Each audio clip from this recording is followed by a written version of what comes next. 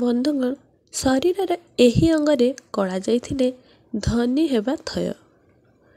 ସାମୁଦ୍ରିକ ଶାସ୍ତ୍ରରେ ଶରୀର ବିଭିନ୍ନ ଅଙ୍ଗକୁ ନେଇକି ଆଲୋଚନା କରାଯାଇଛି, ଯେଉଁଥିରେ କଳାଜାଇର ମଧ୍ୟ ମହତ୍ତ୍ୱ ରହିଛି। ଶରୀରର କିଛି ଅଙ୍ଗ ଅଛି ଯେଉଁଠାରେ କଳାଜାଇ ରହିବା ଦ୍ୱାରା ଜଣେ ମଣିଷର ସୌନ୍ଦର୍ଯ୍ୟକୁ ଦ୍ୱିଗୁଣିତ କରେ। ସାମୁଦ୍ରିକ ଶାସ୍ତ୍ର ଅନୁଯାୟୀ ଶରୀରର ଏହି ଅଙ୍ଗରେ କଳାଜାଇ ରହିବା ଶୁଭ ସଂକେତ। ଏହିପରି ଲୋକମାନେ ବହୁ ଧନୀ ଏବଂ ଦେବୀ ଲକ୍ଷ୍ମୀଙ୍କ ଆଶୀର୍ବାଦ ସେମାନଙ୍କ ଉପରେ ସବୁବେଳେ ରହିଥାଏ। ଆପଣ ନିଶ୍ଚୟ କିଛି ଲୋକଙ୍କୁ ଦେଖିଥିବେ ଯାହାର ପାପୁଲି ମଝିରେ ଏକ କଳାଜାଇ ଅଛି।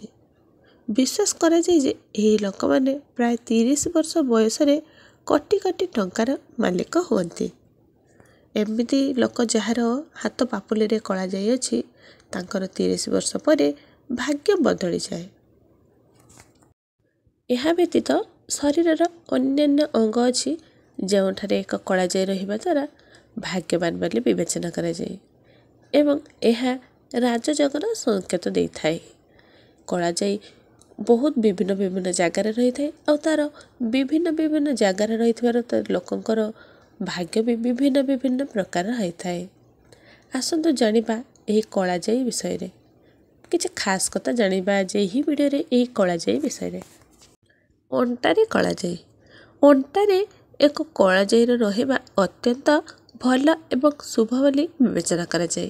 ଏହା ଶୁଭ ସଂକେତ ବୋଲି ବିଶ୍ୱାସ କରାଯାଏ। ଯଦି କୌଣସି ମହିଳାର ଅଣ୍ଟାରେ କଳାଜାଇ ଥାଏ, ତେବେ ସେ ଧନୀ ହୁଅନ୍ତି ଏବଂ ଯଦି କୌଣସି ପୁରୁଷର ଅଣ୍ଟାରେ କଳାଜାଇ ଥାଏ, ତେବେ ସେ ବହୁତ ଭାଗ୍ୟବାନ। ଏହିପରି ଲୋକମାନେ ଯାହା ଚାହାନ୍ତି ତାହା ପାଇଥାନ୍ତି।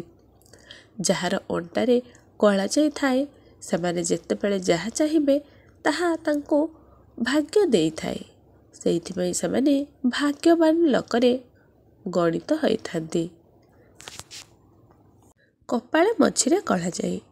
କପାଳର ମଝିରେ ଏକ କଳାଜାଇ ଥିବା ବ୍ୟକ୍ତିଙ୍କୁ ସଫଳ ହେବାକୁ କେହି ଅଟକାଇ ପାରିବେନି। ଯାହାର କପାଳ ମଝିରେ କଳାଜାଇ ଅଛି, ସେହି ବ୍ୟକ୍ତିକୁ ସବୁବେଳେ ସଫଳତା ମିଳିଥାଏ। ତା'ର ସଫଳତାକୁ କେହି ବି ଅଟକାଇ ପାରିବେନି। କପାଳରେ ଥିବା କଳାଜାଇ ମଧ୍ୟ ଦର୍ଶାଏ ଯେ 35ରୁ 40 ବର୍ଷ ପରେ ଏପରି ବ୍ୟକ୍ତିଙ୍କ ଭାଗ୍ୟ ବଢ଼ିଥାଏ ବା ଭାଗ୍ୟ ଉଜ୍ଜଳ ହୋଇଥାଏ। ଏହା ବ୍ୟତୀତ ଏହିପରି ଲୋକମାନେ ମଧ୍ୟ ବହୁତ ଉଚ୍ଚ ପଦବୀ ହାସଲ କରନ୍ତି। ଏହି ଲୋକମାନେ ଯାହା ଚାହାନ୍ତି ତାହା ପାଆନ୍ତି। ତାଙ୍କର ସବୁ ଇଚ୍ଛା ପୂରଣ ହୁଏ। ଆଙ୍ଗୁଠିରେ କଳାଜାଇ। ଆଙ୍ଗୁଠିରେ ଏକ କଳାଜାଇ ରହିବା ଅର୍ଥ ହେଉଛି ଏପରି ବ୍ୟକ୍ତି ବହୁତ ଭାଗ୍ୟବାନ। ଯଦି ବୁଢ଼ା ଆଙ୍ଗୁଠିର ମଝିରେ ଯଦି କଳାଜାଇ ଅଛି, ତେବେ ଏପରି ବ୍ୟକ୍ତି ନିଜ ତଥା ପରିବାର ପାଇଁ ସଫଳତାର ପଥ ଦେଖାନ୍ତି।